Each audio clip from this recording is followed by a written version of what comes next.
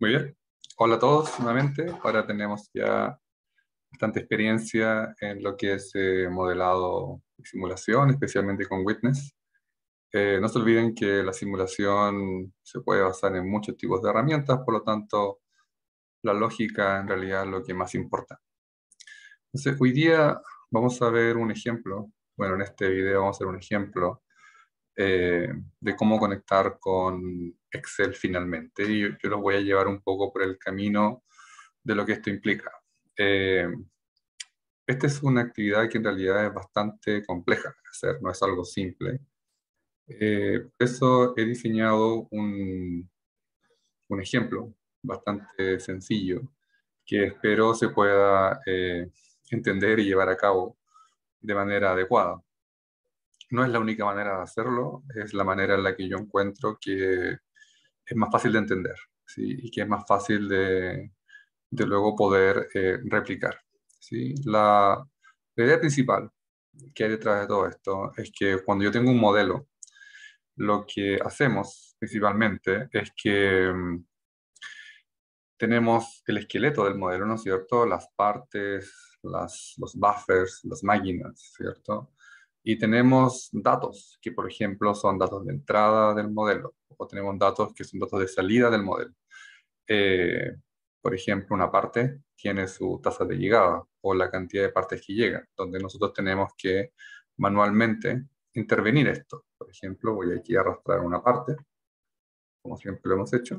Bien. Voy a darle doble clic a esta parte. Entonces podemos ver que si esta parte yo la hago activa, ¿sí? Entonces tengo aquí un tiempo de llegada.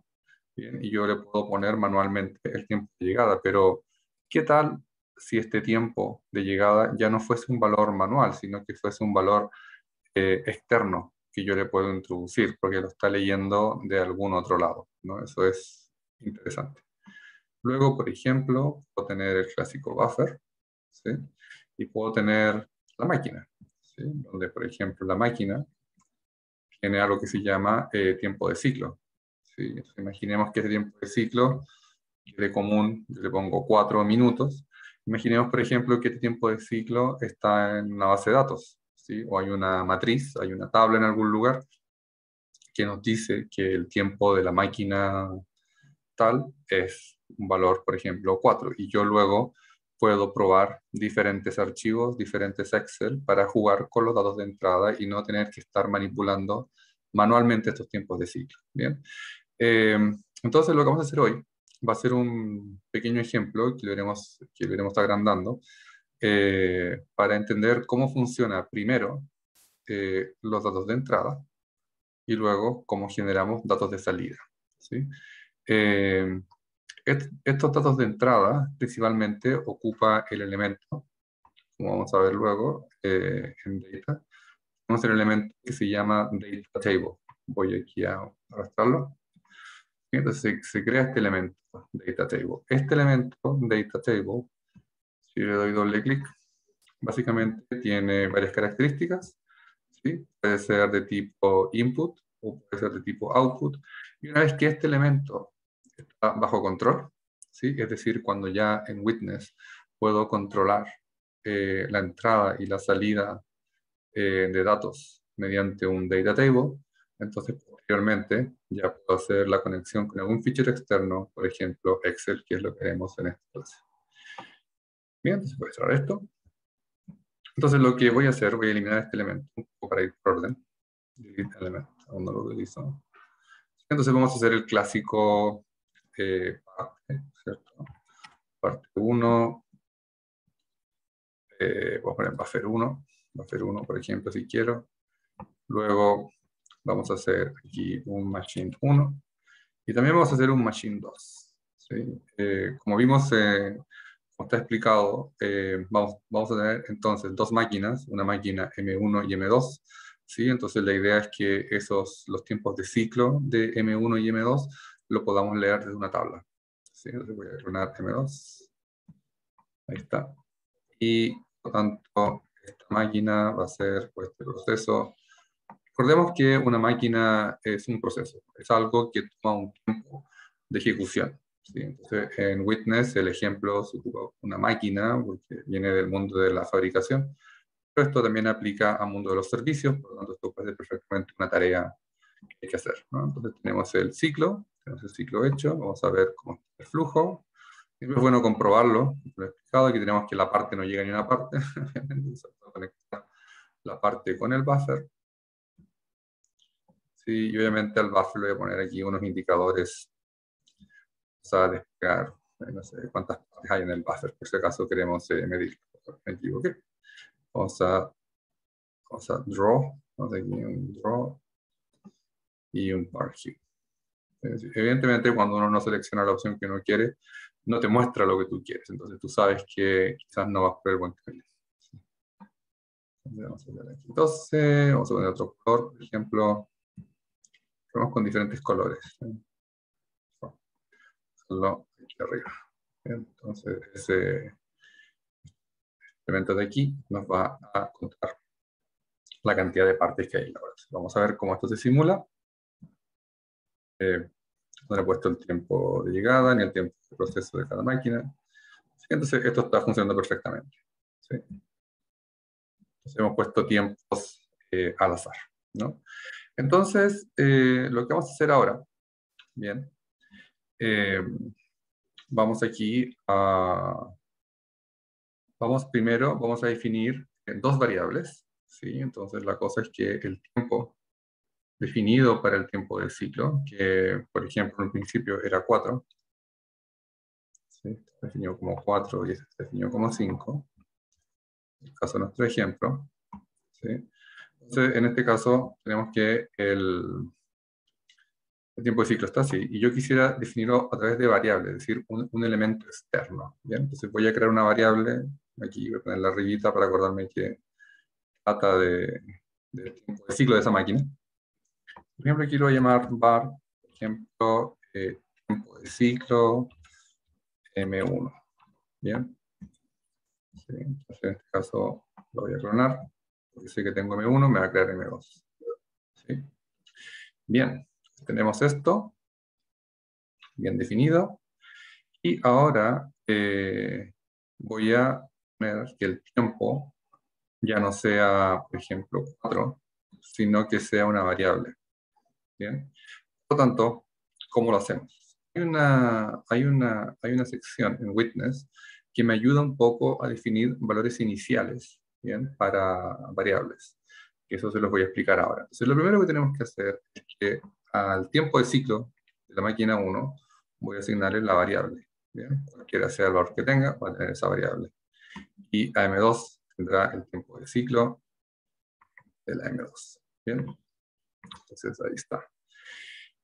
Por lo tanto, ahora tenemos que asignarle un valor a la variable tcm1 y otro valor a la variable tcm2. Bien, entonces aquí voy a poner en model.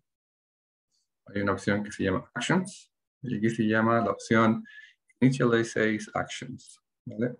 So, en initialize actions, vamos a definir el valor inicial de estas dos variables, que era 4 y 5. Entonces aquí voy a poner un comentario. Tiempo, es decir, valor inicial de las variables.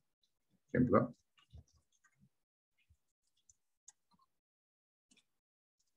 Bien. En este caso, este es 4 y el otro es 5. Y ya está.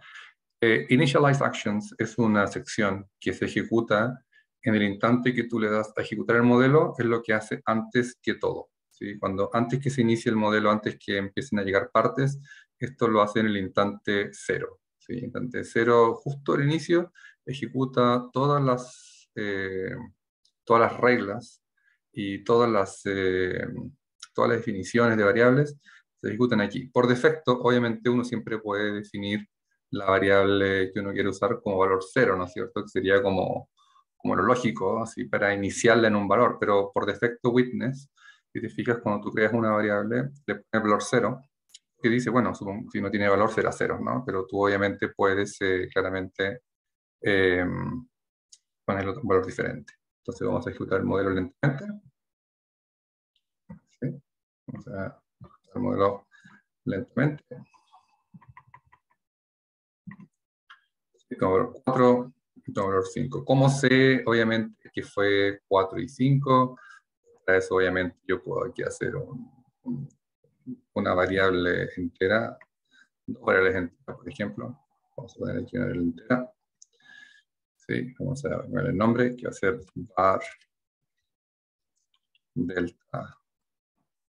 var delta m1. Y aquí tengo var delta m2. Bien. Y obviamente vamos a crear un atributo, capturar el tiempo de llegada, voy a ver aquí arribita, voy a hacer ttr time in m1, ahí está. Bien. Y aquí en clown, bien. Entonces, calculamos el tiempo de llegada, ¿cierto? Calculamos la diferencia de tiempo y obviamente nos debería dar 4 y 5. ¿Sí? Entonces, obviamente, vamos a poner aquí en el action on input, el atributo time in va a ser igual al time. Este es el tiempo de llegada a M1. Así que es lo mismo para M2, bueno, muy parecido, voy a copiarme así ando un poco más rápido. M2. ¿Sí? Y luego la expresión en el M1 va a ser que el var delta t, el var delta M1, va a ser igual al time menos el atributo. Entonces, esto es tiempo de la parte en M1. Copio esto, básicamente luego lo voy a actualizar. Y entonces tenemos M2. M2.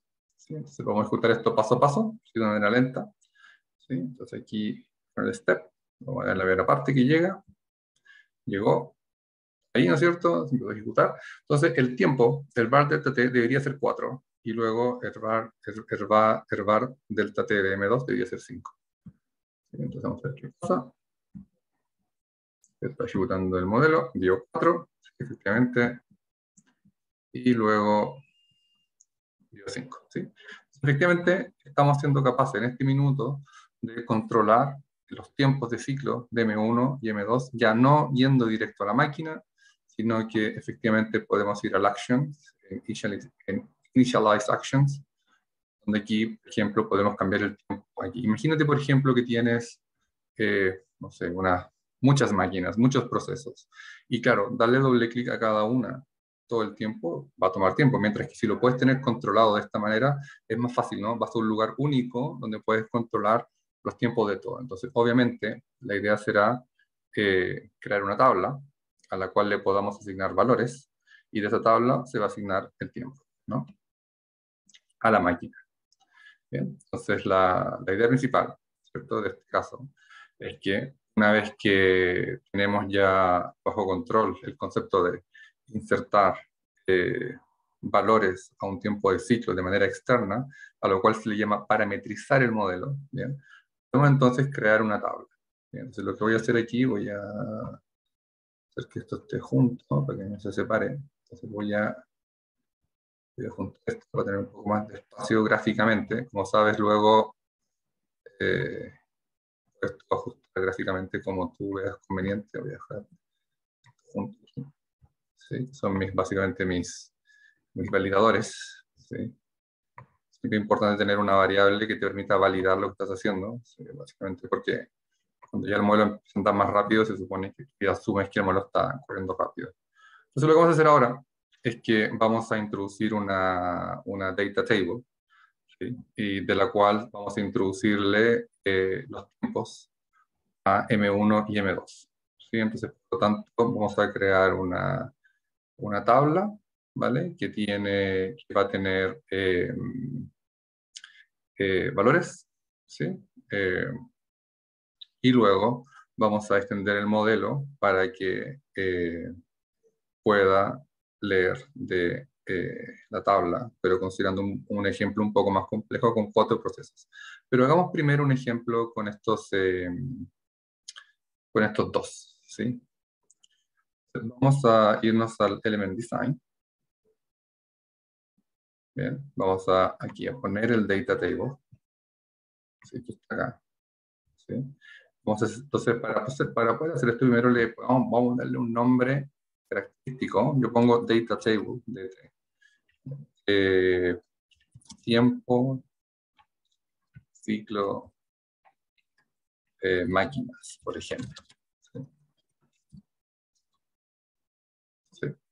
¿Sí? Una vez que esto está aquí, entonces vamos a hacerle doble clic a este elemento y vamos a crear un campo, ¿sí? Que se llama, en este caso, tiempos, máquinas. Entonces, por ejemplo, se llama perfectamente. Vamos a ponerle un tiempo. Tenemos varias maneras de hacerlo. Tenemos la manera, por ejemplo, de crear diferentes campos. Por ejemplo, vamos a crear, por ejemplo, un campo para M1. Vamos a probarlo así por esta vez. ¿Vale? Y vamos a crear un campo M2. ¿Sí? Es decir, tenemos 2 columnas. Entonces, la columna 1 va a ser para M1 y la columna 2 va a ser para M2. También puede ser que tengas una columna con varias líneas, ¿sí? Con varios renglones, donde cada renglón puede representar una posición, puede representar una información que tú quieras capturar, ¿no? Entonces vamos aquí a aceptar. Tenemos los 2 campos. Entonces ahora lo que vamos a hacer es que le vamos a asignar valores. Esto funciona así. Esta es la posición, será por ejemplo, la 1,1, la de esta esquina, y la siguiente posición será la 2,1. ¿Sí? Funciona así. Funciona en la notación. En el lado izquierdo tendrás los renglones y en el lado derecho tendrás las columnas. Entonces, si tú vas, por ejemplo, teniendo 1,1, que está en esta posición, 1,2 la siguiente columna, 1,3 la siguiente columna.